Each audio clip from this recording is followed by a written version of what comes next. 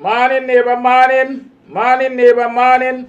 Are you share the live? It's another program of BUXTONIAN morning time. It is 7 hours 36. Um, we had blackout. I noticed, I'm sure some of you recognize that the feed had gone blank for a while. At least the screens went black, but you were hearing audio, and that is because we had blackout. But then I recognize also that a lot of people fell away from the live. And so I'm asking you, it's Wednesday, so we're going to be talking with Dr. David Hinds, Professor David Hinds. And so I'm asking you, share the live, tag somebody. Tag somebody, tag somebody, tag somebody. Tag them, tell them we're back on. Right, we're back on. Because this morning we're going to be talking about lots of things. We're just coming out of the Emancipation weekend.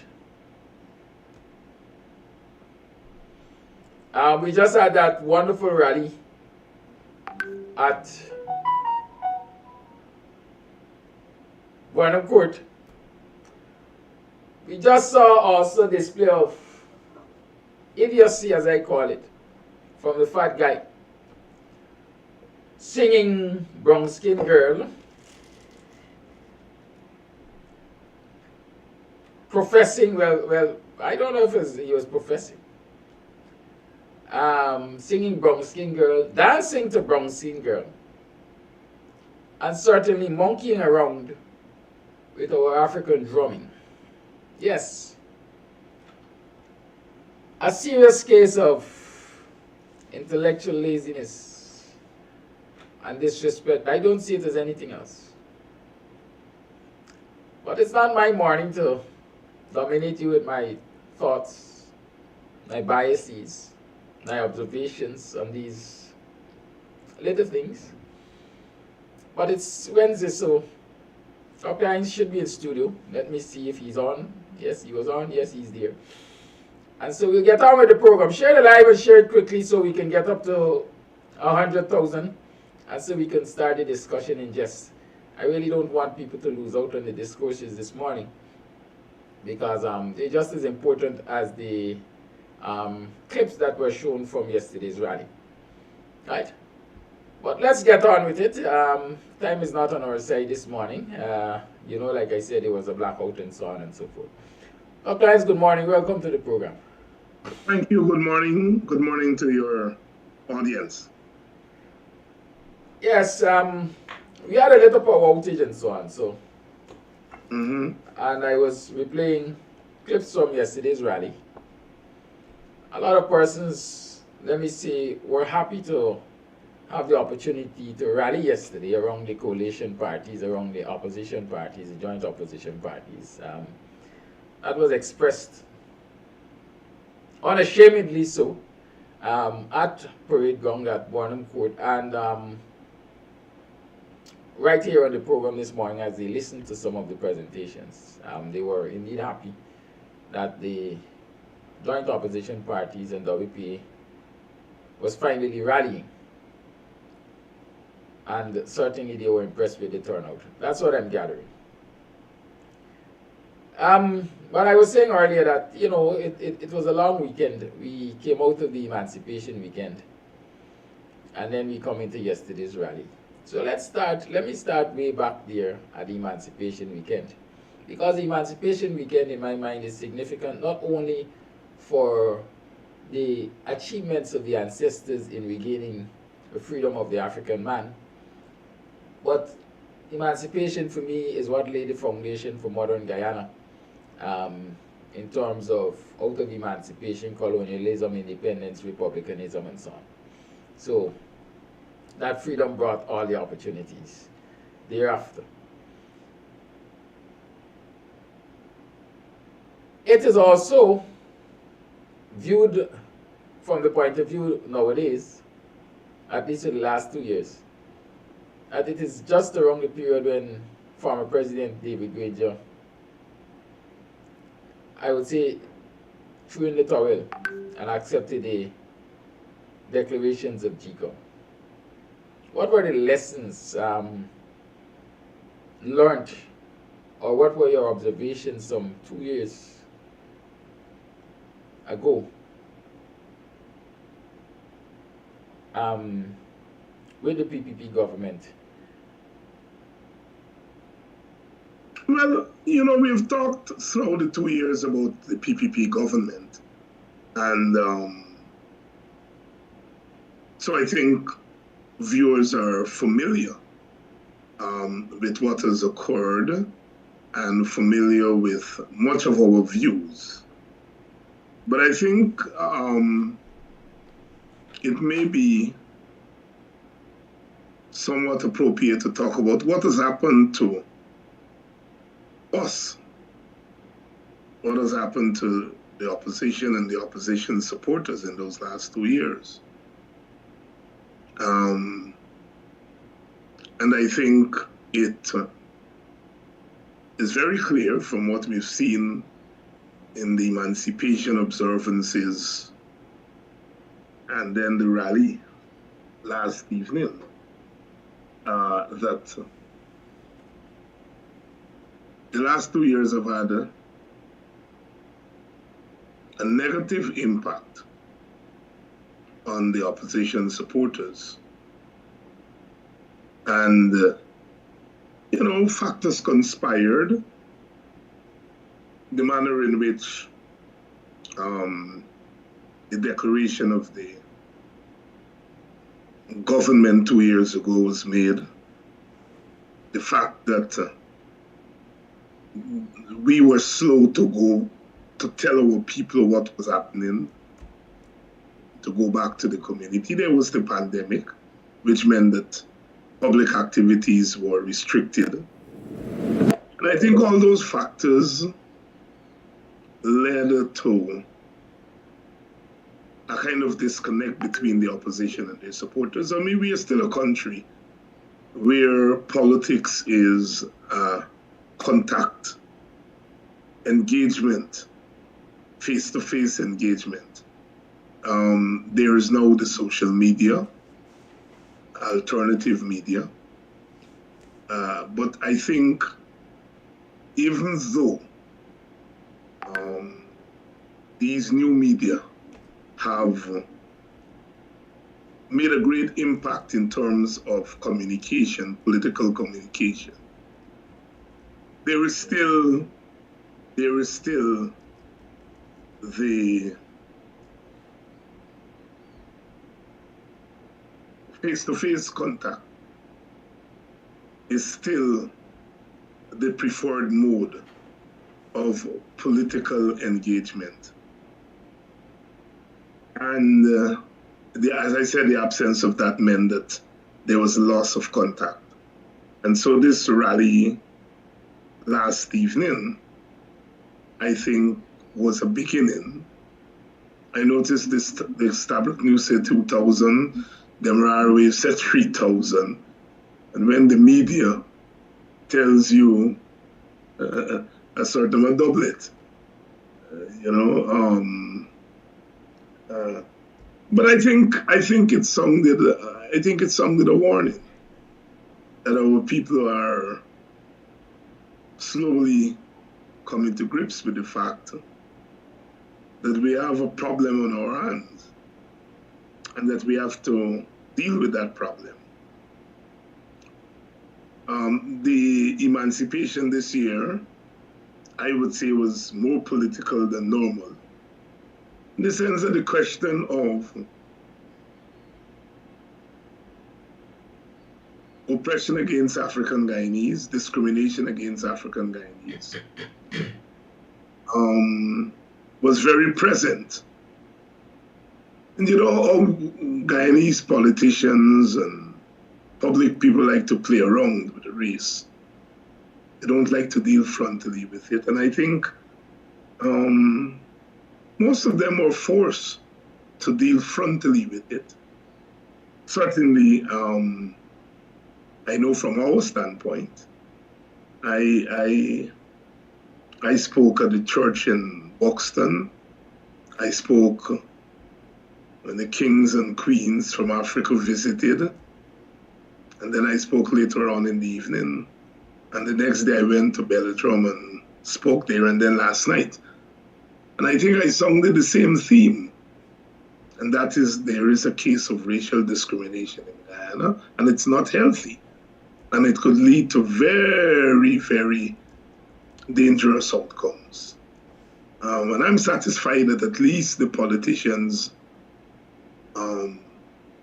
more than they would normally do, did speak up about discrimination against African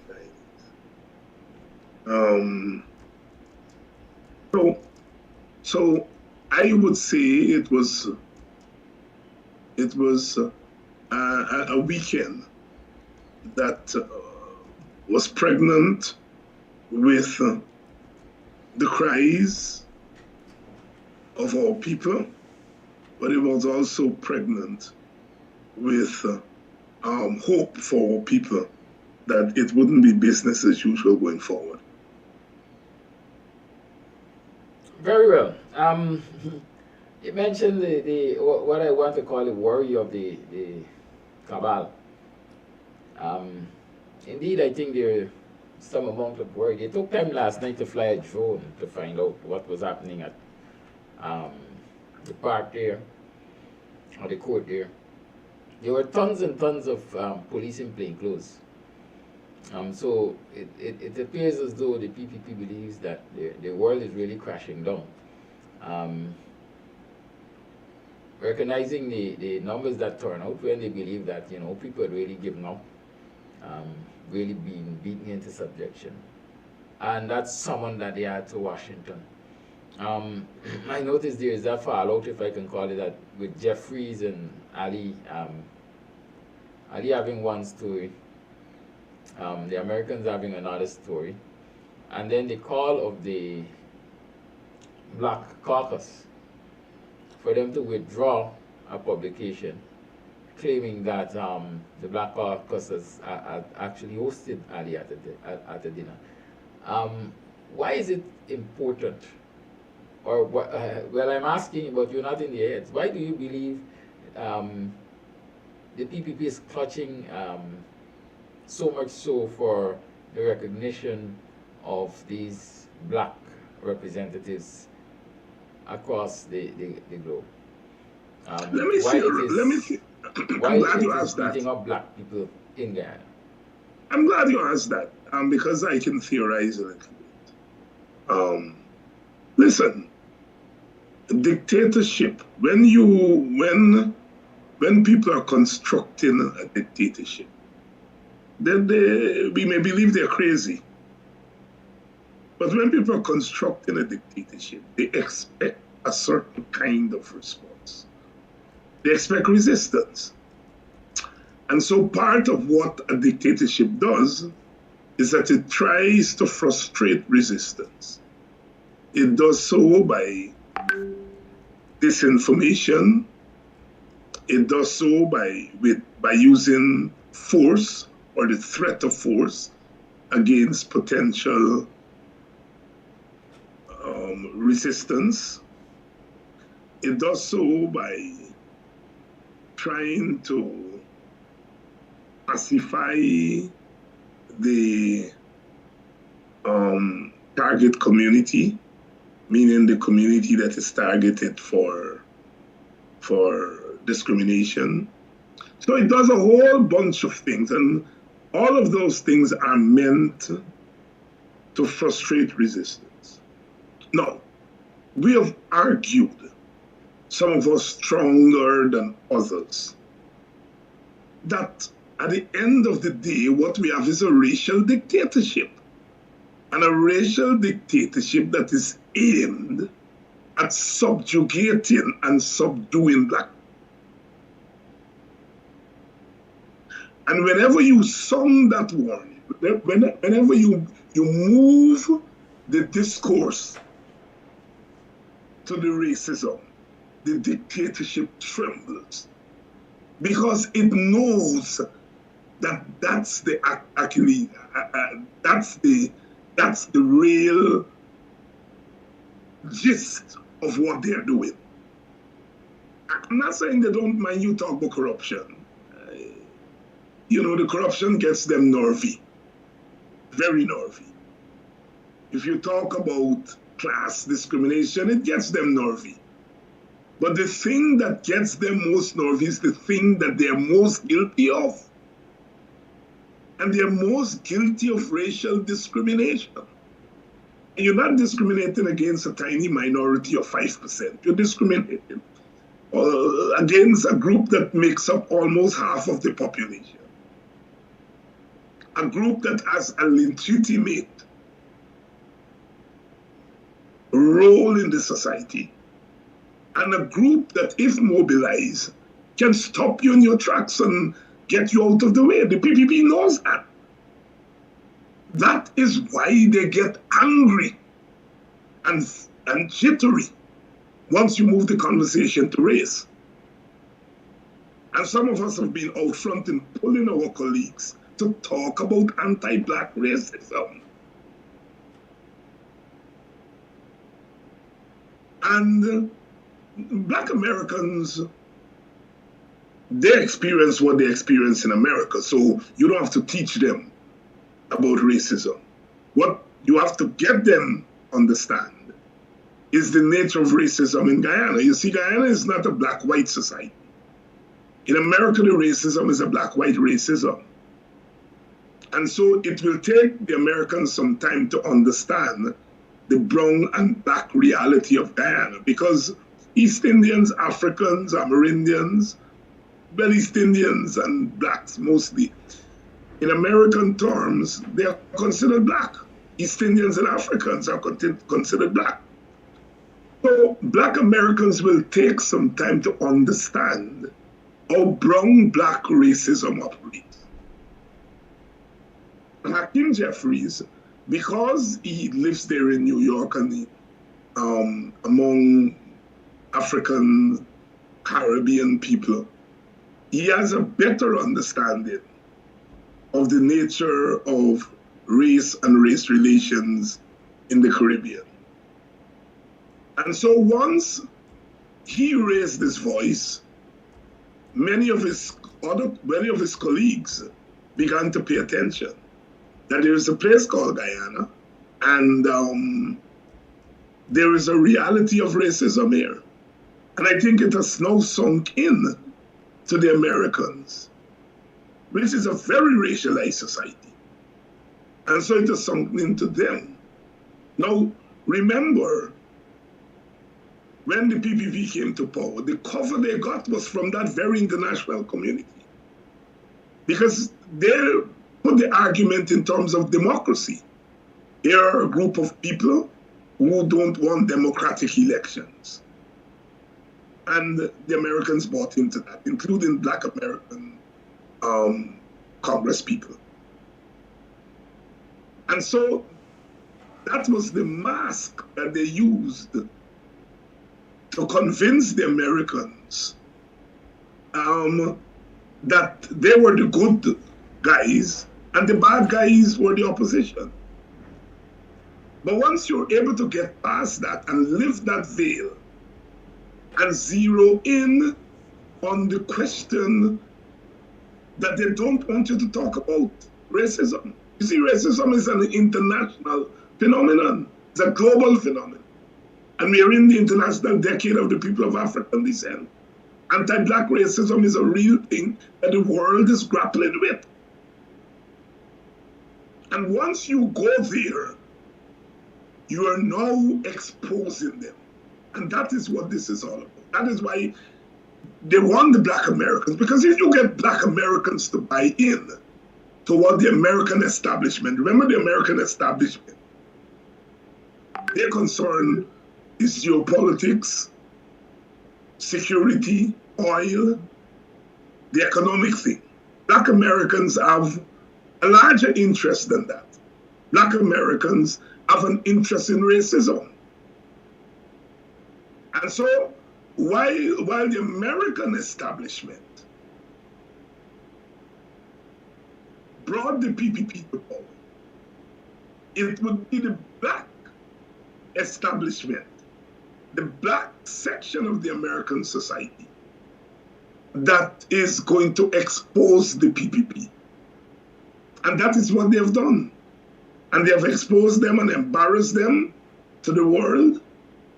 And they realize now that if Black American political establishment links up with us in Guyana who are not afraid to speak up on race, then they're in trouble.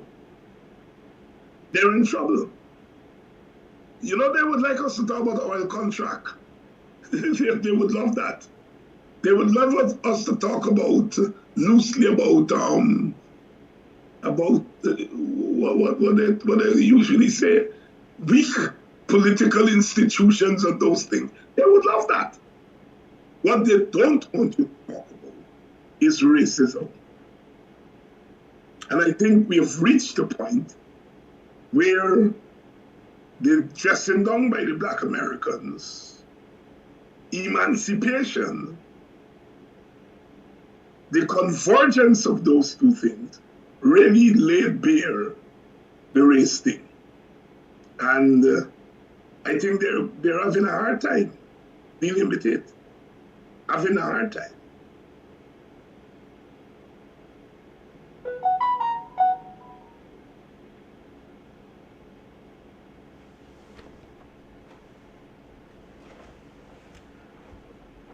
Yes, I'm with you. Don't think I'm not with you.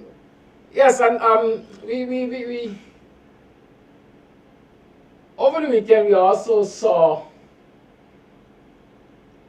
the hosting of Emancipation festivities at State House and the display of Ali. I don't know if you saw it. But if you saw it, how do you react to that? Well, you know, I don't look at those things, you know, so you have to tell me specifically what you're talking about. Well, I think it's something you have to see to believe. I am of the opinion it was a mockery of the significance of the occasion. What you're talking about, the singing of brown skin girl and all that kind of stuff? Yes, and the dancing. Look, those people don't understand Black people. One of the things about living in segmented societies is that the groups don't understand each other. Black people, I think, don't quite understand Indian Guyanese psyche and socialization. And I think it's worse from the Indian Guyanese side. I think they understand Black people less. And that's the problem. And the lack of understanding of Black people flows from the notion, it's a universal notion, that Black people are not worth taking the time to understand. It's there. The subliminal way most of the time, but it's there. You take time to study something if you think it's important. If you don't think Black people are important, you just hear a song and you sing it. I don't think those leaders in the PPP understand Black people. They don't. And so when they're put in situations where they have to deal with Black people, they say nonsense, like we all came here looking for a good life. You know, there's not a deliberateness about it. They just do not know Black people and they don't take time to study us. I had to tell a lot of people last night who are telling me about what's happening in Boxton and all these Black people going over to the PPP. And I tell them, look, the PPP doesn't understand Black people. They think they have the old traditional stereotype of Black people. That they know. Feel that we like rum, women, and money. Well, not money. Rum, women, and you can give me a little small piece of it. And that's how they're governing. I feel that you can go around the place and give them a little small piece and pacify them. And that's the old stereotype of Black people. That they understand. And that is why I said last night, behind our smiles and all that, there's a flashing blade. But I don't think the rest of the other groups quite understand. And that is what you saw there on display, is a mixture of an understanding of black stereotypes and a misunderstanding of the essence of black reality, African Guyanese reality. And that is why sometimes it's better to leave those people out of your thing. If I had my way, I would not go to State House with anything emancipation. I mean, it's a waste of time. I know it's some protocol and they're the government. Well, you know, I think emancipation is black people's story and those people need to be kept out. You know, I'm being frank here.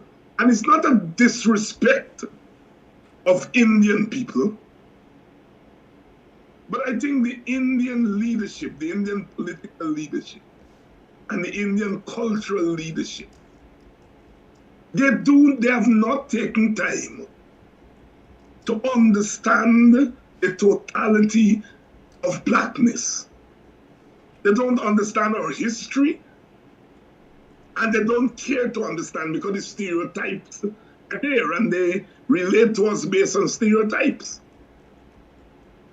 And so when you, on your sacred holiday, try to engage them, they either make a fool of you or make a fool of themselves. And so sometimes it's better. I am not going to get myself into Diwali and so on. I will stay far away from that. I don't quite understand the religious ramifications, the religious reality, and you know, I would not make myself an ass and go around and try to sing some Hindi song. I mean, I understand some things about Indian culture from an academic standpoint. But I am not, you invite me, I say, no. Invite somebody else. You know, but these guys, we insist on inviting them, and then they don't say, well, no, I don't quite understand all you. They come, and what they display are prejudices. And because the prejudices and the stereotype are normative, they believe it's okay. Singing brown skin girl, Ali believe that's okay. He just believes it's okay. He doesn't understand the meaning of the song. He doesn't care to. And so sometimes it's best to keep those people away from your sacred observation. That's my frank view. Frank, indeed. And you know, I like to take you to those places because sometimes a lot comes out. You talk about the failure to understand, and so they believe that, you know, it can be bribed away by pittances.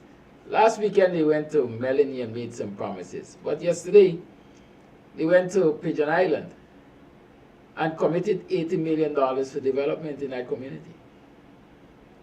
Right? A continued display of what we've been calling out all the time. The double standard, the disrespect. And I think on Monday they're going to Parliament for what, $40 billion? $44 billion. But Kilaki, listen, you know, when we look at the PPP and what it's doing within the Indian Guyanese community and what it is not doing in the African community and also the Amerindian community. But I think the real issue here is not Amerindian versus Indian. It's Indian versus African. Those are the two contending groups. And as I said just now, their relationship with the black community is not what they do in the black community, what they do not do. That's where the discrimination is, what they do not, and what they do in the Indian Guyanese community. And we have to separate class from race here. There's no convergence of class and race. Yes, most of the resources goes to the Indian bourgeoisie, the Indian merchant class, along with the Portuguese and Chinese. But the rest that they distribute among the working class, there's a racial discrimination in what is distributed to the working class. So you give the Indian working class 250,000, and as you say, 80 billion there, Pitted Island. And you give the black working class a pittance. And you see, the PPP, for the PPP, that is normal. They don't think they're discriminating because they have been socialized to deal with power differently from black people. They use power to empower their own. Black leaders, on the other hand, they think about empowering their own last because they're always concerned what people say about them. Indian leadership, cultural leadership, and the political don't have that problem. So when we see the PPP doling out to the black bourgeoisie, to the Indian bourgeoisie, and then they give less to the Indian working class, but they give more to the Indian working class and the black working class. And they don't see it as wrong. That is why when we are screaming it's discrimination, they think we're crazy. Because they have been socialized to look after their own. There has to be a value shift among black leaders. You know, we chastise the black working class for running to Indian leaders and running to get a little small piece here and a little here. But we have to equally chastise the black elite, the black political and cultural elite. Because the black political and cultural elite are not socialized to look after their own. They're more into this one size fits all. And do not believe that you can balance looking after your own while looking after the country. The PPP looks after their own and don't look after the country. The real optimum is to look after your own while you look after the country. That is the in ethnic societies, ethnically divided societies, that is the formula. That is the formula, but our black leadership is not. I mean, they're doing a tiny little, better than they did 5 or 10 years ago, right? But they do not feel that power should be used to look after their own. To look after individuals, yes. Individuals, black elite, yes. But not to look after the masses of black. They don't believe that. I think after Burnham, who I think had a keen understanding of that, the rest of the leadership of the PNC really, haven't, and that's been a big problem. Very big problem. Very, very big problem.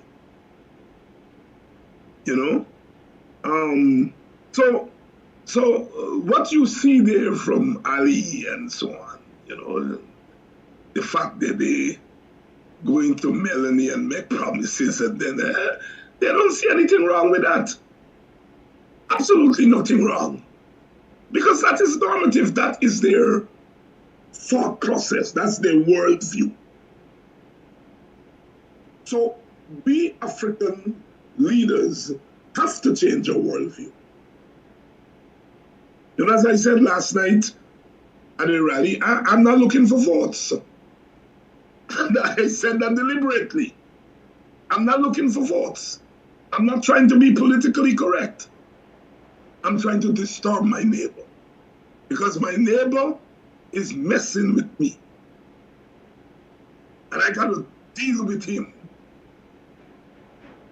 That kind of worldview, that kind of rhetoric, comes from a different place from the worldview and the rhetoric that tries not to disturb your neighbor.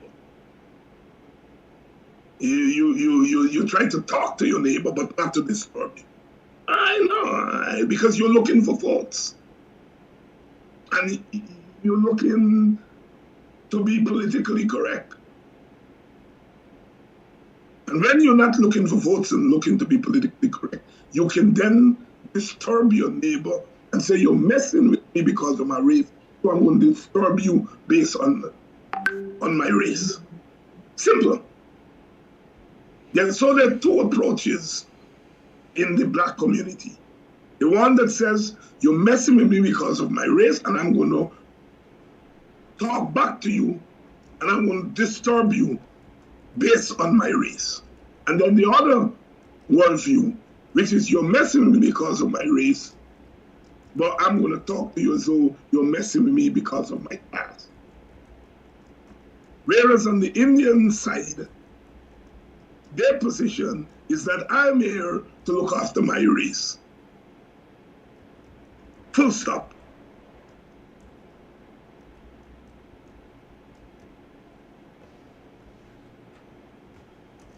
And in response to that same 80 billion or more that they're going to be requesting from the National Assembly, and I'm repeating this in particular because I don't know how many persons caught it. Orbin said last night that on Monday, the government side parliamentarians will be talking to themselves. An indication that finally the opposition is going to be boycotting parliament. Is it the right move at this time? Is it? Let me say this, Kadaki. I believe firmly that one has to fight on all fronts. You must not give up any area of struggle. Don't matter how relatively insignificant it will be. Because you see, pressure has to add up. If the pressure is coming from one angle, then you allow the enemy to escape through other angles. If the pressure is coming from all angles, there's no way for them to escape. No way for them to escape. And that's what I'm saying. We have roles. We have roles, you know. Some of us are happy playing a certain kind of role. I don't mind saying that if you deny me my place at the table, I'm going to kick down the feet of the table. I'm confident in saying that. And when I say that, I mean it. You know, whether you're going to boycott the table or whatever, you can interpret it how you want. I have no problems in saying that. But am I going to say that? Am I going to say that in all circumstances? Not necessarily so. But I think these circumstances demand that kind of rhetoric and that kind of thinking. You're not concerned about being labeled the Boxtonian bully, or the WPA bully, or the racist bully, as I am seeing some people attempting to do here? Well, that's their business. That's their business. I know I'm not a bully. So if they label me a bully, that's their business. You know, our foreparents were enslaved, but they knew they weren't slaves. They knew they were human beings. So that is why after 200 years of slavery, they came out of that plantation as human beings with their dignity intact. So I don't care if they call me bullies and bully and all that kind of stuff. It means that I'm in the face. They're not going to call me a bully if I'm not in the face. I'm in the face. I'm in your face. If you're in my face, I'm going to be back in your face. And I don't give a damn.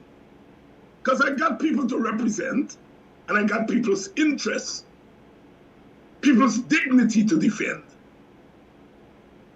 In your face. You're not better than me. You're not brighter than me. So what the hell do I care if you think I'm a bully?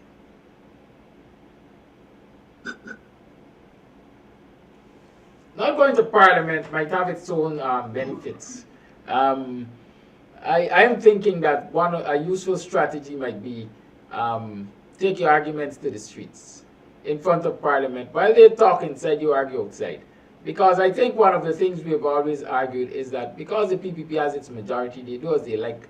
The speaker shuts you down and don't allow you to make meaningful presentations or to discuss the issues you would like. Should that discussion come to the streets, given the fact that it's boycotting the I wouldn't want to give away strategy. I wouldn't want to give away tactics. You know, I would rather not discuss that because I don't want to give away tactics. You know, I think there are certain things we shouldn't be talking about in public. We shouldn't be talking tactics and strategy publicly. I prefer to rally people publicly, educate them publicly, mobilize them publicly. When it comes to those tactical moves and so on, I think that is not for public debate. Certainly not now. Thank you. It's now 8 hours 18. We're continuing the discourse on Kams TV with Dr. Hinds about general issues, the rally especially, rally, etc. over the Emancipation weekend. Well, I mentioned in passing earlier that summon to Washington. With all that's happening, the FBI has been down here, and I think from observations, many of us believe that the FBI was even present at the meeting last night, and they're certainly operating in the among the populace, the FBI and other intelligence agencies of the U.S. I heard a whisper last night. It was a whisper because I've not been able to confirm it, that the Secretary of State either called or summoned Ropes Ben, who is the Minister of Home Affairs.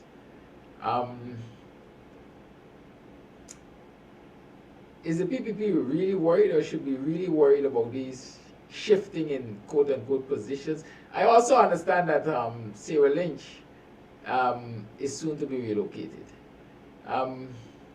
Worrying times to the PPP? I'm glad if they're not worried. As an opposition member, I am glad if they're not worried. And I say no more. Yes. I'm glad if they're not worried. You say no more.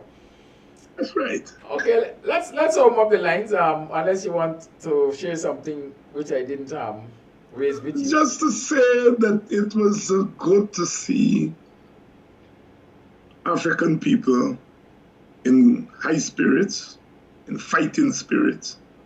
At Boxton, we had one of our largest turnout at our event in a couple of years. You know, we had a large turnout, a vibrant turnout. The people were quite vibrant and so on. And I think that is what emancipation is about. The national park, after a couple of years, people came out in their numbers. I was at Belladrum, same thing there, and all over the country. And it is good to see our people express themselves in public, because more and more we are beginning to define African people by the minority that is running behind the PPP and the hampers and so on.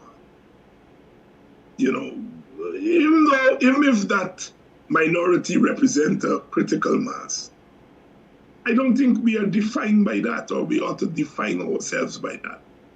I think we ought to define ourselves by that what is more healthy and uplifting among us. And certainly you saw examples of that uplifting, that dignified African response to the world around them than the other one, which we sometimes try to define ourselves by.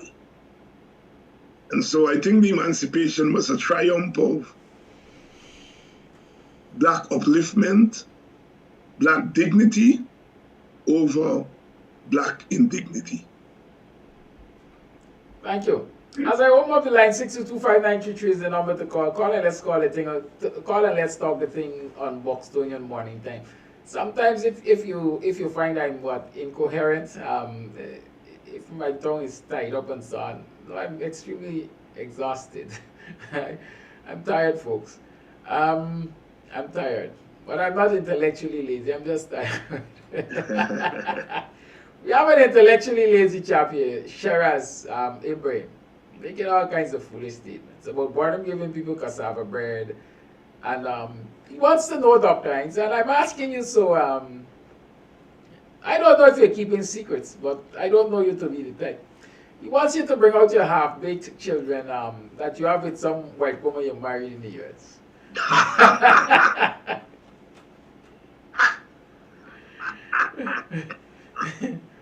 Oh my goodness. Oh, they gone really low. I just to let him know, I'm not that type of black man. Yeah. You know, Chuck does as a calypso, you know. Chuck does a clearly said, I stand on one side of the fence, I stand for black. You know, these folks are accustomed marrying and getting into all kinds of entanglement to get visas and so on, and permanence and so on. And so they put everybody in the same bracket. Cousin that's married cousin, and so nothing is wrong. Don't get me wrong, nothing is wrong. I don't pass judgment on people who marry or have children across race. Absolutely nothing is wrong with that. I think I can see how love and romance is colorblind. And so there's absolutely nothing wrong with interracial marriage. I have never in my life passed judgment on people who go that way. I make my personal decisions, and I don't impose my personal decisions on the collective. I think people ought to be free to marry and love who they want to marry and love, and that is their business. You know, I don't judge people by who they married and what color they children. I judge you. I judge you by your view and your action. Are you a racist? Are you discriminating against other races? That's how I judge you. I don't judge people by who they're married and who they pick the color like us. No. Thank you. Call here live. Good morning. Thank you for holding.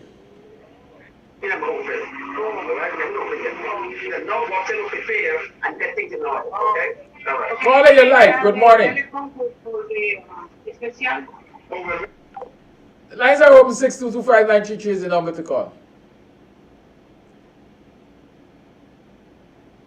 And while I take your calls, let me tell you that Club Twilight would be open to entertain you as of tomorrow. Well, technically as of this evening, but tomorrow they will be in a better state of readiness to entertain you. So you can come down to Club Twilight tomorrow night and have a hang. Henceforth, the official opening is going to be on the 27th, 28th of August. So you can come down to Club Twilight. I see Mr. Morgan is telling of what a comfortable stay he had in Boxton. What he didn't tell you is that he well, I don't know if I should tell you, but I'm telling you.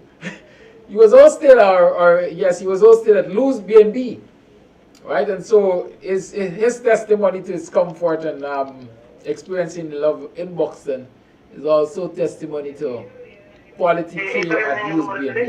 Call here live, good morning. Not open yet until they ready, miss. Don't care if you ring here, they will not buzz you in. You have to wait until they finish. Call here live, good morning. All are waiting.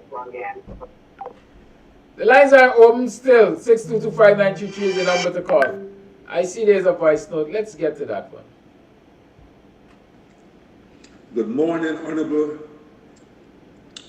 freedom fighters and educators. This morning, I'd like to thank you for your work that you have done concerning emancipation, because I have never enjoyed emancipation culture like this before. And this is what we need more, to be educated so that we could set our mind free.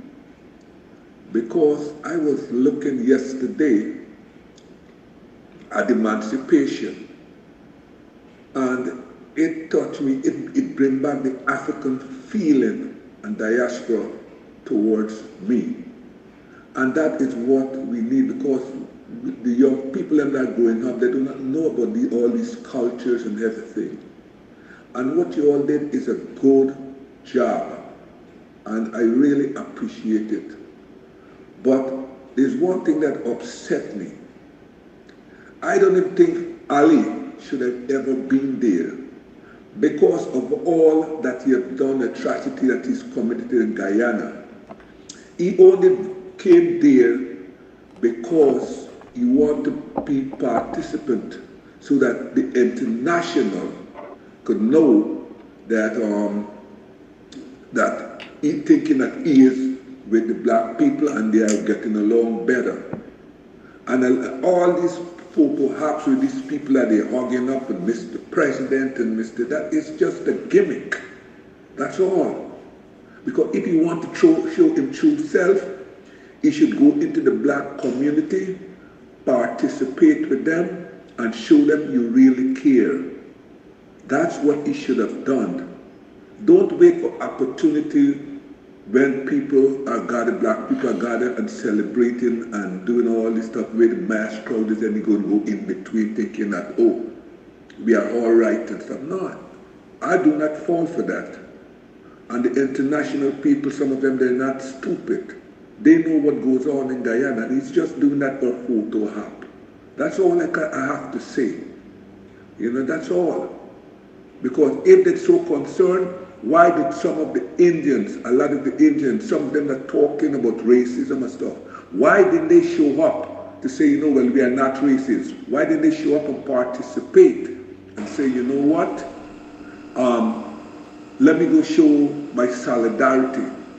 But all they don't do that. But black people, when they have this stuff, they go and they show the solidarity by doing with them, go mix with them and participate. So I don't care. All these things is what they're doing is just, I don't know, it's hypocrites.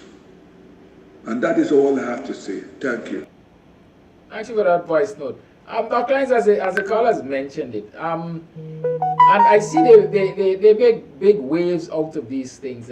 Usually, around this time, you see a lot of photographs posted on the PPP page and so on, with folks like Ali and Jack Dio being crowded by little black children, being hugged by little black children and so on. Is it out of adoration, or is it common courtesy, or is it children's what should I say, curiosity that made them? What's your interpretation of? It's manners. Black people get manners, and people then. Follow the line. Black people got manners, and people then take that and use it as political fodder and as a political weapon. You know, a black child hug the president has manners. You now going to take that and say black people support you and they love you. You're ignorant. You are ignorant. Black people got manners. We do it to our own leaders. When they come around, you know, we know that they didn't do right by us. We know that they mess up. But we hug them and we treat them well, and you know, cause they ask when they're gone. You know, black people have manners, contrary to what people think. And our manners are often misinterpreted as some kind of support. And that's why I'm saying these people do not understand black people. The way black people will honor you and honor me and Aubrey Norton and others, they won't honor them the same way. There's an old thing in the black community going back to slavery. You know, Master come wrong, they give him Guyana for eat, and they make song for them, Bakrajan in the Guyana. They don't understand us. And they never try to, because as I said, they relate to us based on stereotypes. So they never try to understand the real essence of the African personality. And I think some of our own black people don't understand our essence. Some of us are fortunate because we grew up in villages and we understand the complexity of the black community. We understand the black community in its totality, you know, because in those villages, you are able to see the different shades and moods in the community. Then when if you live in Georgetown, a big place, you're not likely to see it as quickly. But when you live in villages, in a given day, you see the 5-6 different moods and modes among the community, and you know it. You know when a smile is a genuine smile and not a genuine smile. You know when laugh is a genuine laugh. You know, as can keep the laugh. You know, if you understand the black community, you know when they're laughing with you, at you, you know, they do not understand us. And they don't try to, because they have the stereotypes by which they relate. Call live, good morning. Call live, good morning. Hi, good morning. Good morning. Are you calling for the live program, caller? Hi, good morning. Hi, good morning to you, Kadaki and Dr. Hinds. Good morning. Good morning. Yes, I would just like to say that I really enjoyed myself at the Boxton pre-emancipation celebrations. I live in Georgetown, and when I saw the ad, I said to myself, I had to be there.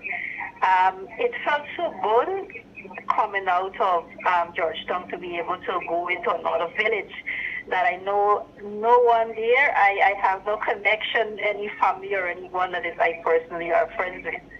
But I had to be there for some reason. The ancestors kept speaking through spirit to say, just go there and celebrate with your people. So I'm just happy that that was put together, and I wish that more of those activities could be advertised on a broader basis in the future, so that a lot more persons that would want to visit would be able to come out. So thank you, Kadaki and Dr. Hinds. I enjoyed Mr. Mina Brooms. I enjoyed Mr. Nigel Hughes. And just to see the togetherness of the people in Boxton was really heartwarming, because from an outside perspective, you hear all sorts of things. But I left there at 12 o'clock that night, and I walked from where the rally was being kept straight to the taxi service. And the young men there were so mannerly. He said, hi, moms, good night. You want company to follow you to the service. And so you know, I just enjoy that. And I love having communion with my people. Dr. Hinds, my baby, met you last night, and she said to you, I normally watch you through my mommy's phone. So Yes. I just want to encourage you guys to keep doing what you're doing. And it may seem to some that you're not making a difference, but I can guarantee you that you're making a huge impact on the minds of Aboriginal people. I don't say black people because the concept was never formed by us. The word black was not formed by black people. We have nothing to do with that. So I am just really, really happy that you guys were able to put together that rally last night and also the pre-emancipation celebrations in Boxton. And Ashe on everything that you have done. Thank you, caller. We must now plan an excursion, so you will come with a whole barrage of people from Georgetown to tour Boxton. Yes. Yes, and I'm very glad. I met the caller last night, and our little daughter must have been no more than 3-4 years old, and she gave me the fist bump, and then she said, "I see you all the time on my mommy phone." Obviously she's watching Buxtonian Morning Time and Politics 101. It was quite a really emotional moment for me. And it says to me that sometimes we ourselves do not understand the depth of feeling in our community. That lady said she left Georgetown and didn't know anybody and came to this place that has this reputation, and she was there. She was there, and we would not know she was there if she didn't come on here and say that. Sometimes I think we are too harsh on ourselves because there's so much beauty among us, and we sometimes get paranoid when there is some ugliness among us. The lady who came up to me last night squeezed my hand and slipped something inside of it. And she said, "I give you that with much love and blessing." And when I came home, I put it in my pocket. And when I came home, it was $2,000. This is a woman, clearly a working class lady who doesn't have much. And I will keep these 2 bills for the rest of my life. Because she squeezed it in my hand. I remember when I was a little boy and the big people give you a thing, they squeeze it in your hand. And it brought back that memory, and so emotional when I got home. And she said, "I give you with much love and blessing." Much love and blessing. And that is the beauty of our people that sometimes we overlook. I want to say to the lady that called just now, that one of the things we learned from a UC Guyana is not just to be politicians and organize political rallies, it's to be cultural workers. That emancipation celebration in Boxton have always included WPA people. We always saw it as our duty to organize culturally, organize educationally. We are not just politicians and political people. That has its place. But we believe that we must also organize our people culturally. So that is why when you hear us speak, we can blend the culture with the politics, because that is how we were brought up politically by Brother UC and others. Caller, thank you for holding your life. Morning, Kadaki. Morning, Dr. Hinds. Just to Morning, piggyback brother. on what I heard earlier, I could remember when fraudulent Ali was at National Park, I made it my duty to focus exclusively on what was going on around him. And I saw there was a African Guyanese, just a black guy in an orange jersey or shirt, whose job it was, it appears to me, that he was the guy who was going to get all those little toddlers, those little black kids, to get a picture with Ali. And I said to myself, what the heck is this going on there? He was the principal person going to these families and taking their kids and taking them to Ali for photo ops. Some of the kids must look from their faces, what the hell is happening to me here? But they went along with it and they were taking pictures after pictures. And I'm saying, is this how this guy intends to fool the world or keep fooling the world? But I know there came a time when things would have caught up with him as he experienced in DC. That is all this guy went about doing, getting political ops just to fool people into believing that he's that racist. Photo ops has its limitation. When you're not doing things for black communities, you are racist, and we know that. And I must say to you guys that I enjoyed this entire weekend that you guys put out. Last night in particular, I was so overjoyed when I hear my fellow Guyanese, my black brothers and those who supported that thing turn up in large numbers and spoke so eloquently on the facts. And facts is not something you can compromise. Facts are facts. They stay there and they will continue to be facts. So Ali can twist, turn and jump how high he wants. The facts will remain. And the US knows it. The congressmen know it. Anyway, thank you guys for doing such a wonderful job, and you have a wonderful day. Thank you for calling. Let me say this, as you mentioned, and that caller, lady caller mentioned, Dr. Hinds, about coming to Boxton. I've seen and I've been greeted by so many folks who came to Boxton on that Emancipation Eve. The people came especially to Boxton. I remember one of the brothers we met with at Border Market area that we spoke with. He came through the crowd and he came and he held me by my hand and he said, "Kidaki, there's somebody looking for you." An entire family came, to commune with us, I would say. At the Burnham Court there yesterday, I was very, very happy to see quite a number of young people, young males and females, turn out. And some of them made it their duties to come and touch flesh and say, "Mr. Amsterdam, I'm seeing you for the first time in person, but I watch you every day." Right? I remember there's this young man from Sapphire. I think they call that Joe Singh area, Sapphire there. And they came and they introduced themselves. And I was so happy to see this young man accompanied by his mother, accompanying his mother, because I always say to parents on these shows, take your children along with you to political rallies and so on, and so they get to understand what's happening.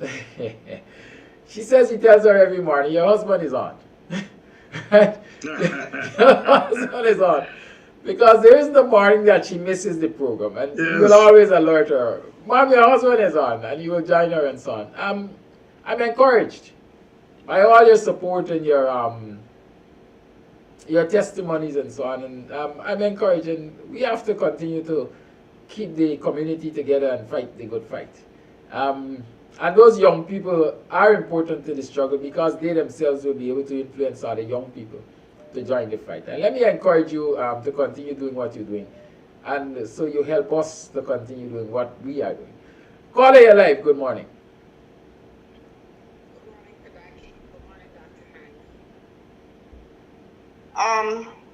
Y'all may not agree with me this morning, but I'm going to state my opinion anyway. When I look at Efron Ali's actions, I see a person that is trying but don't know how. And there's a phrase that I hear being repeated over and over again about beat and teach. So we're all beating on him for his actions. Who's going to be the one to reach out and say, and it probably should be an older person with experience, who's going to be the one to reach out to him and say, "We beat you, now we need to teach you something." And I sat down, sat down, and I thought about it.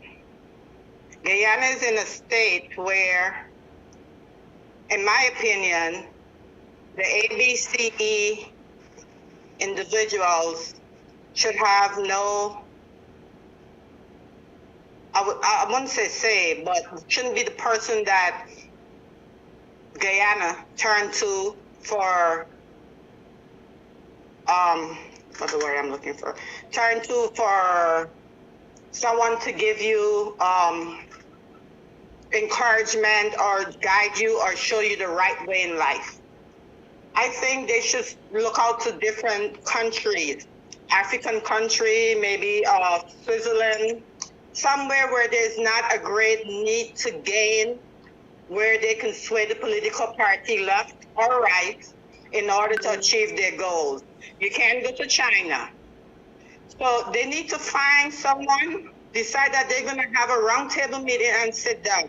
There's two ways this is gonna end.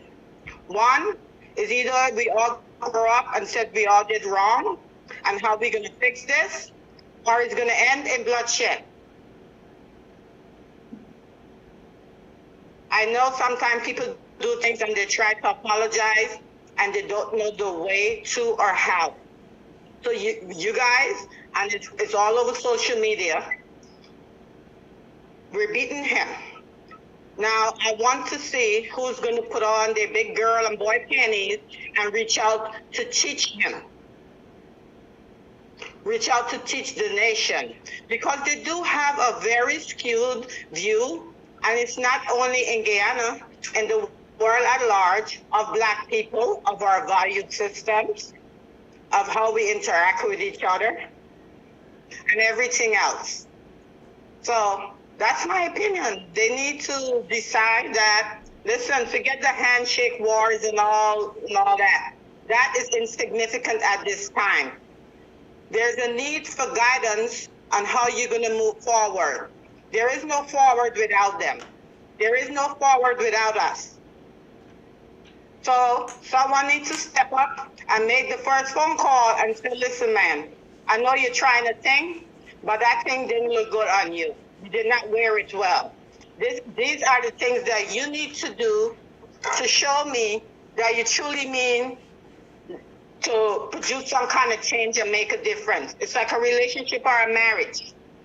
Sometimes you have to spell it out in detail. What is it that you need from the other person? And that's my view. Thank you, Carla. You cannot beat it.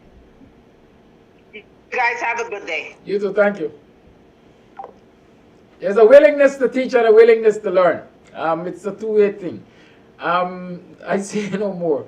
Dr. Hinds, any response you wanted? It shows a diversity of views in our community.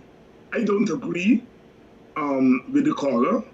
And I can advance my argument why I don't agree.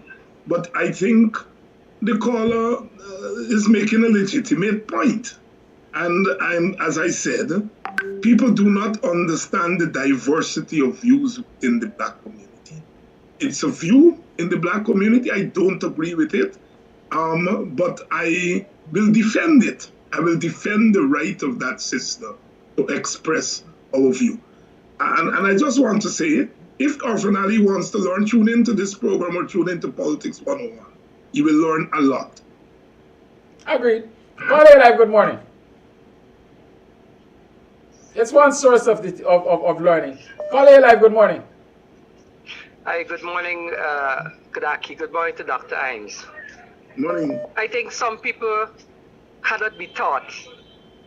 Some people cannot be taught, right? Secondly, I think yesterday was a great success. It was a great success. All the speakers were on point, right?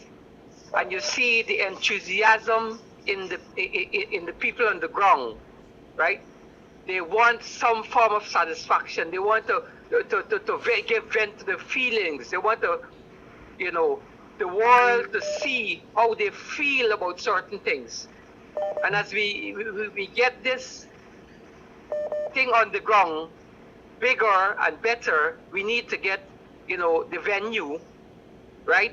which is the square of the revolution. I understand yesterday that it was the appropriate square, right, to go because of slavery, the emancipation period, right? But we need to go at the square of a revolution, right? Even Jubilee Park might be appropriate, but the square of the revolution is fitting for this, you know, this segment of our struggle, right? We need to go out there and to emancipate ourselves, right? That is why our founder leader built this square, that we must go out there when we feel that we are overwhelmed by certain circumstances, right? We must go out there and we must give vent to our feelings and to revolutionize our spirit once again. So I think as we take this thing from one stage to the next, you know, we should go out to the square of the revolution. And I think that there must be some people who are volunteer to clear up or to clean up Jubilee Park and to clean up around the monument so as to keep it, you know, the way we want to see it, right? That's my take this morning. Thank you, Paula. All over the line. You know, like Dr. Hinds says, you don't know the diversity of opinions in the black community.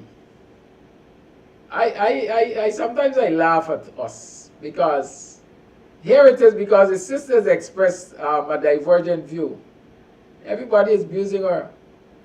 But might I remind you, this same sister a few weeks ago, a few programs ago, I gave her perhaps the last 15 or 20 minutes to really rant, to really express herself about how she felt about Ali and his government. And let me remind you of one thing she asked. What will you tell your children? What legacy will you leave to your children, Ali? Remember that. That's the same woman who just spoke. And everybody was cheering her on, right? Everybody was cheering her on and saying, well, yes, you give it to them. Now she's coming with a different view and everybody's beating up on her. What is wrong with us? Right? Man, nothing is wrong with us, Kedaki. That is part of the complexity. Yeah, that is what I was saying. That is what I was saying. There's anything wrong. I mean, basically what they're saying is, sister, that is not the right message for me. That's all they're saying. On another day, they may not be so harsh on her. Very well. But they're saying on a day when this man is clearly making a mockery of us. This man is clearly an ignorant chap, as the last caller says, some people can't be taught. They don't think that view is appropriate for today. So I'm not beating up on the sister. I'm not beating up on the people who beat up on the sister. You know, because I grew up in a village. I always hear old people say black man contrary. And I never understood the profundity of that statement until I got old and began to observe and study the society. What they were saying is black people are a complex people. Remember, we were Africans before we got to the West Indies and to the so-called New World, you know. When we left Africa's ethnic groups. Yoruba, Igbo, Fulani, etc., etc. And it's not until we got here, when they put some Igbo, some Fulani, some Yoruba, some Akan, they put them together, they have to become African. A lot of people don't realize that. We became African in the diaspora. In Africa, we weren't Africans. We were our different tribes or ethnic groups. So we became African here. And in becoming African, we brought all the complexities of the different tribes. And so we are very complex people. You know, anthropologists will tell you that. very complex people. Whilst some groups have one single worldview, Africans, black people, we have a diverse worldview, you know, and sometimes they seem contradictory. When in effect they're not contradictory, they're very profound. You have to tear off the skin to really see they're not being contradictory. They're being most profound and complex. Thank you. God, thank you for holding your life. Yeah, bless good morning to you, Mr. Amsterdam and Mr. Hinds, and to the rest of Guyana. Mr. Amsterdam and Mr. Hinds and the rest of the Guyanese nation. It is amazing to understand how some of us human beings are really claiming or declaring. Now, there's nothing that none of you or no other leaders can do for Mr. Ali to understand that he's the president of Guyana and the nation of Guyana, the Guyanese nation, a total. Before you hold those portfolio, you're supposed to know what you're going into, have an idea where you're going into. You also have advisors around you to advise you. And so to my beloved sister, when she's saying what she had said, I understand how she's thinking, but you gotta come out of the box to get a clear vision of the truth. The truth is what you speak to powers. Powers reject the truth in many cases when it convict them because they think that they are the power above God's power. And this is the reason why that you could carry ours to the well, but you cannot make the ours drink water.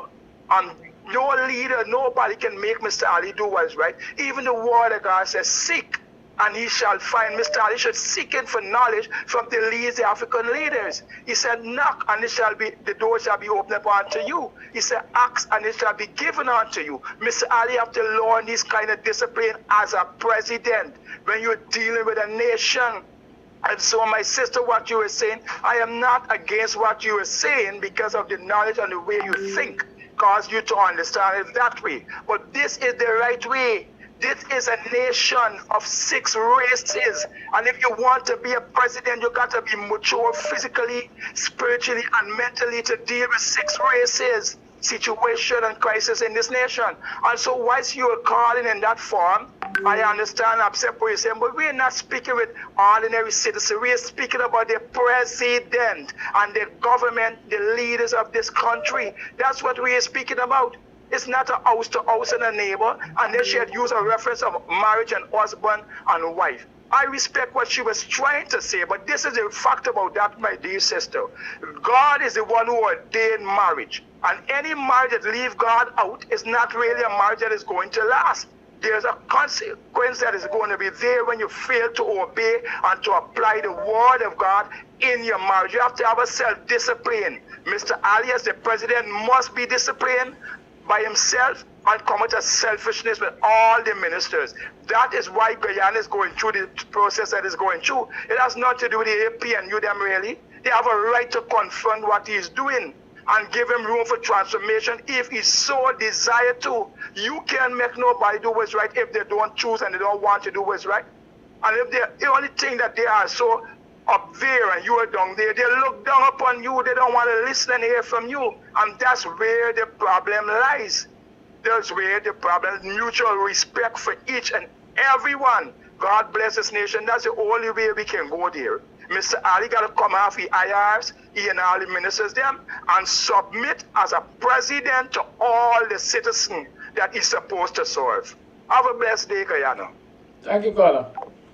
Cheryl says to give us what? Fried chicken and watermelon and so on. The racist talk. Cheryl. So that's what I'm saying, Kinaki. I mean, I don't mean any disrespect to our Indian brothers and sisters, because I think there are some people, some Indian people who have tried to understand black people. Hold the line, please. They've tried to understand black people and they treat us with much more respect. But, there's a critical mass in the community that relate to us based on stereotypes. And I know that there are black people too who relate. to Indians based on stereotypes. I'm not saying it's a one-way thing. I'm saying, but the fact is, we must not pretend.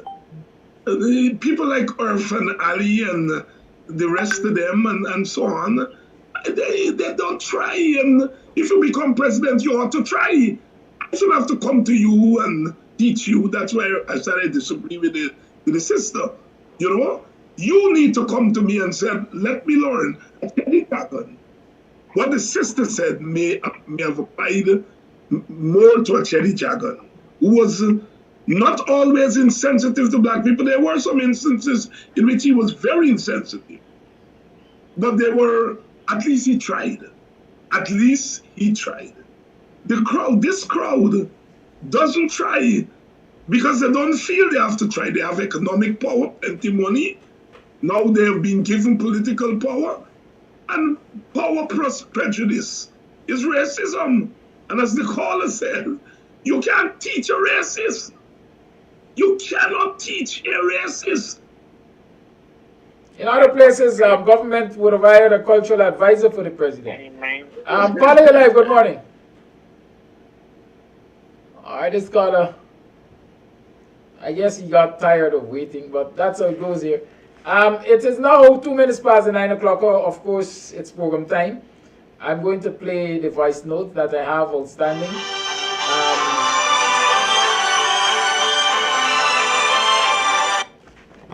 I'll take his final call. Well, now there are 2 calls I should take finally. All right, let me deal with this one first. Caller live, good morning. Yeah, good morning, Dr. Hinds and Mr. Daki. How are you? We're okay. I am okay. I can speak for myself. Yeah, I just calling to respond to the caller, right? I was talking about who is going to teach Mr. Ali. I want to say to her that every time our MP is going to Parliament and present a motion, they are reaching out to the entire government. They are teaching the government when they make the presentation. If she would have looked at the last presentation on the motion to pay public service on time, and she listened to the different speakers, is Mr. Ali and the government is moved by those motions? How much more can the opposition reach out and teach them from the various intellectual speeches, bringing different motions, speaking to them over and over, trying to bring them the consciousness of what is happening, how the people are responding. Do she look at the attitude of the Speaker of the House? Are we so biased? Why don't she say, let the Speaker reach out to the opposition by just considering those reasonable motions that they are bringing time after time to the table? I respect Mr. Norton for his decision. I would not consciously shake a man's hand who is filled with blood. So she's being a little unrealistic.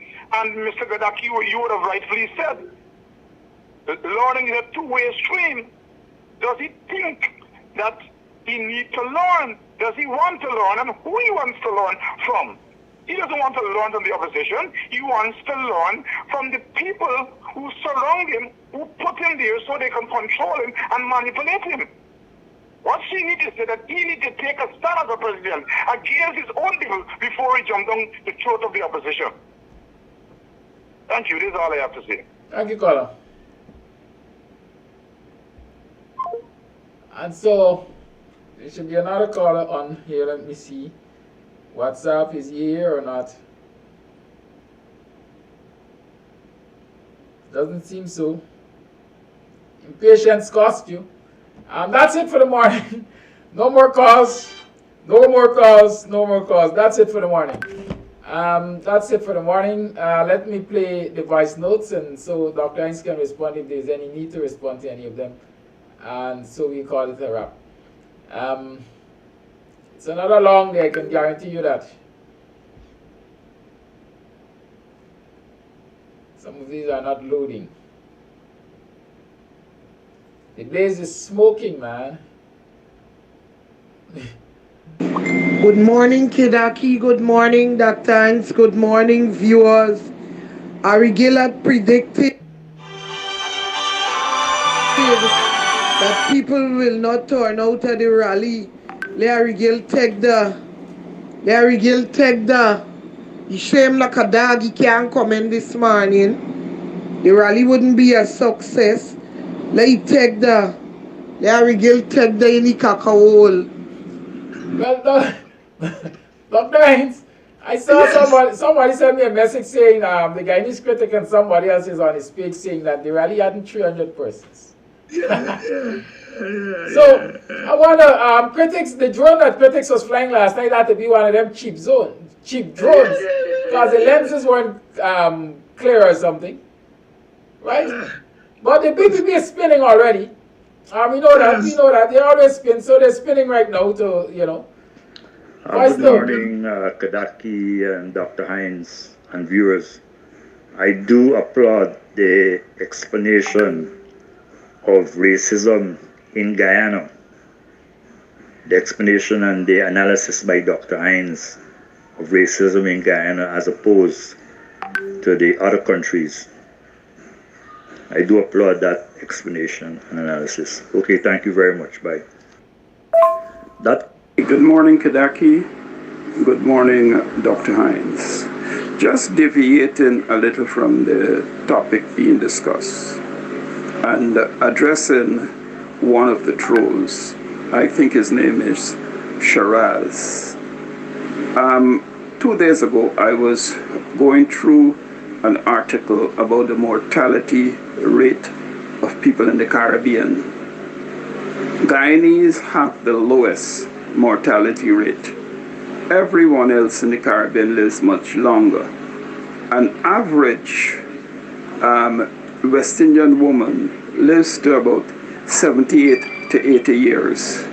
An average West Indian man lives to about 72 years of age. An average Guyanese woman lives to about 68 years of age. An average Guyanese man lives to about 62 years of age. What is the cause of this? It has to do with our eating habits. We generally need roughly 4,700 milligrams of potassium a day. Now, 2 slices of bread is about 80 milligrams of potassium. 1 roti is about 120 milligrams of potassium. Flour is generally considered nutritionally deficient.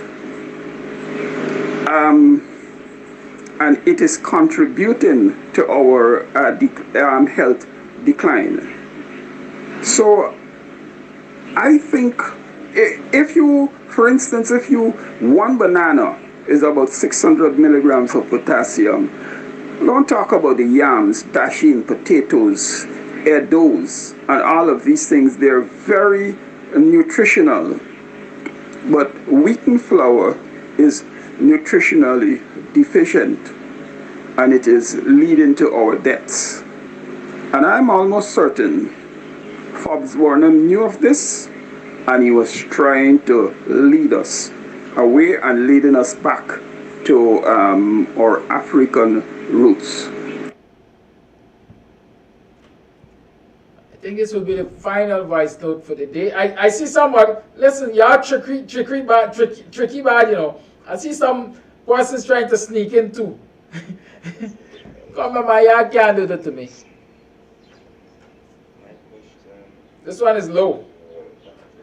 But before I ask this question, I want to get a blessing good morning to both you elders. My question is for Dr. Hinds, but before I ask this question, I want to get down back into history about the slaves and the indentured slave, and go straight to education. Okay, you already know the Africans came as slaves, the Indians came as indentured slaves. Now, That's two set of people, one working for money and one more just working to live. Now, in the education system, the Constitution stated that free education for every single Guyanese citizen from nursery to university. Now, in the University of Guyana, it do not have no free education. You have to pay for education. Now, if you take away that free education to university, now you will have a lot of kids. And I think that was a move done to uneducate blacks in Guyana, so we can get that amount of students who are going to become doctors and lawyers and judge and things like that. Because what was the reason for taking out free education to university when it has been written in the Constitution?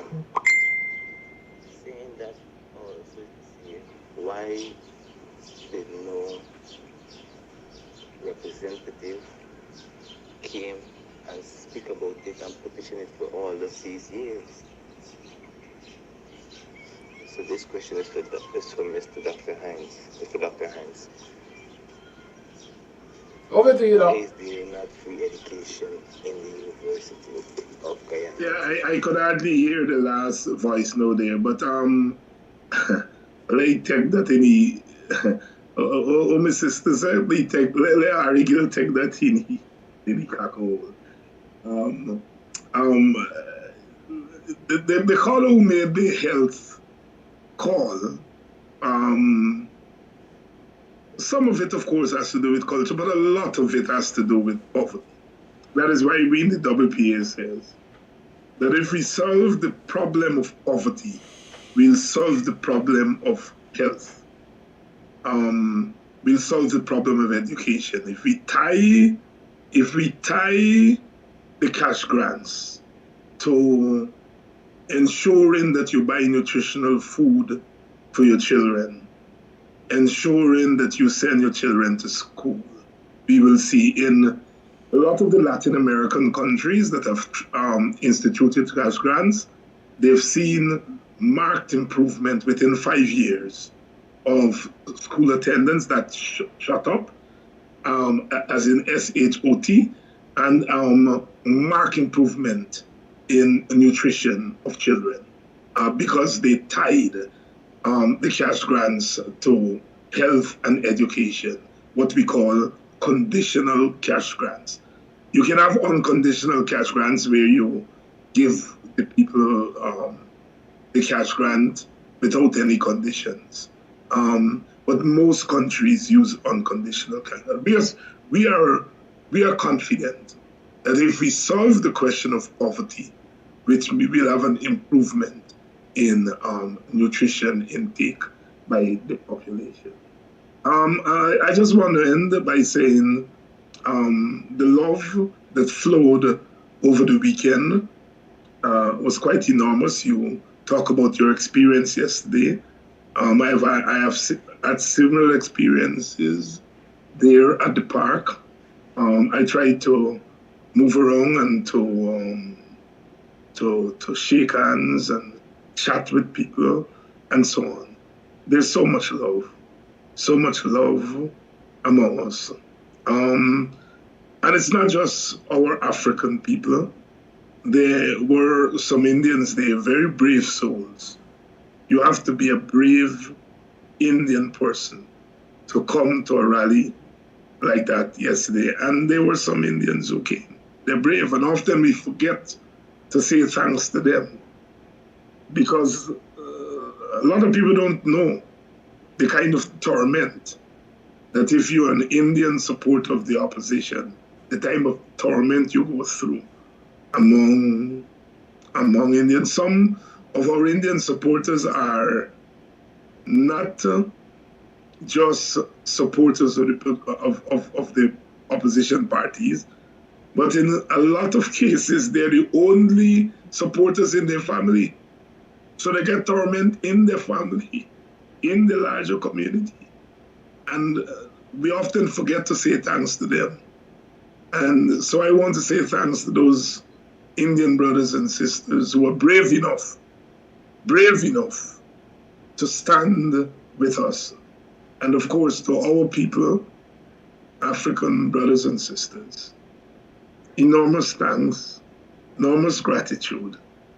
And that is why I never forget to say, I love you. I love you, I love you.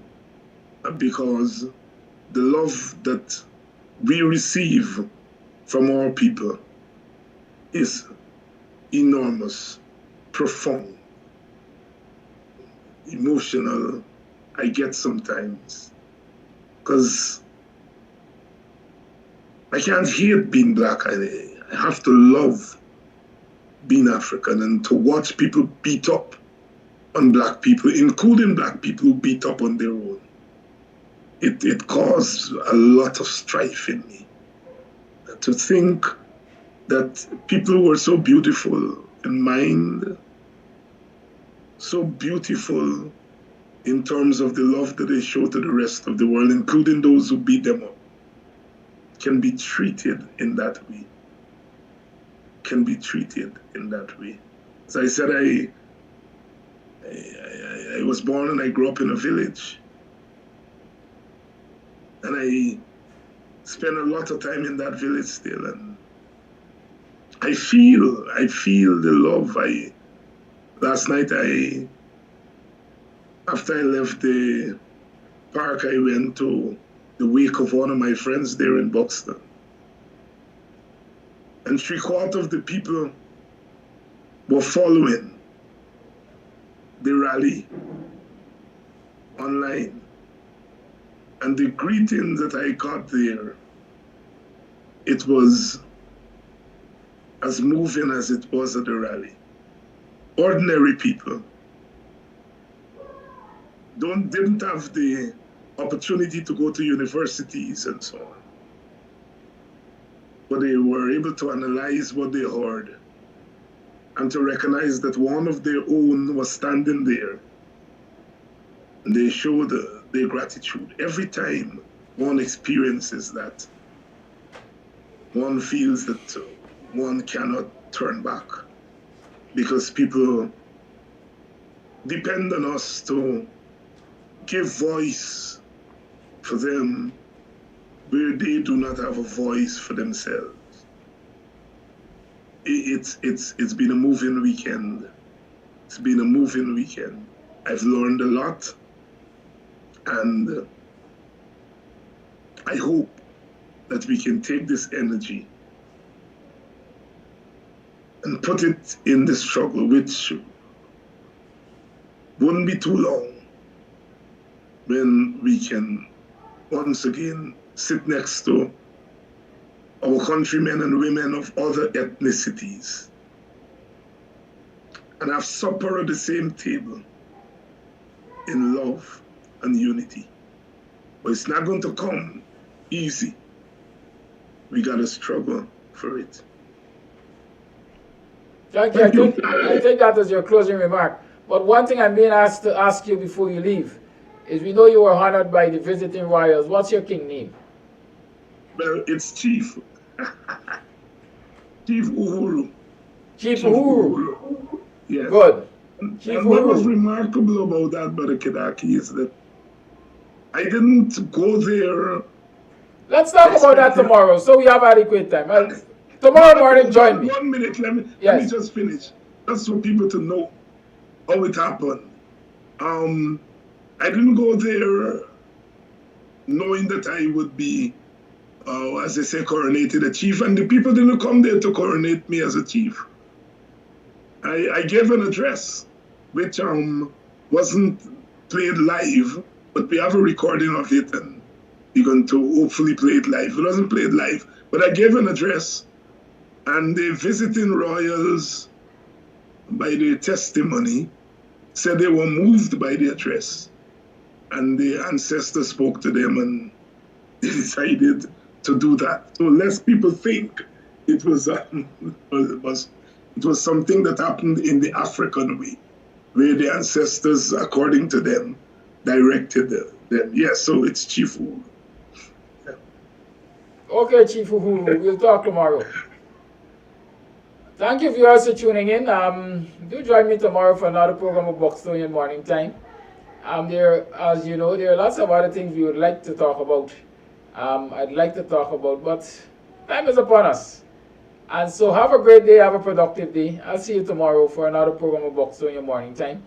I encourage you to come down to Club Twilight. You would get sneak previews and preferential prices, I dare say, until its official opening at the end of the month. Those of you who are in the area, you want to overnight, Luz B&B has rooms, has rooms available. Call ahead and ask, call ahead, make your booking, and so you ensure that you have a place to stay if you want to overnight. And like I said, we're seriously going to organize an excursion so our brothers and sisters from other parts of the country can come and have a tour of Boxton and really, really connect with the ancestors in liberated territory. Have a great day. Goodbye. See y'all. Join Dr. Hinds tonight for Politics 101 at the usual time right here on Kams Tv.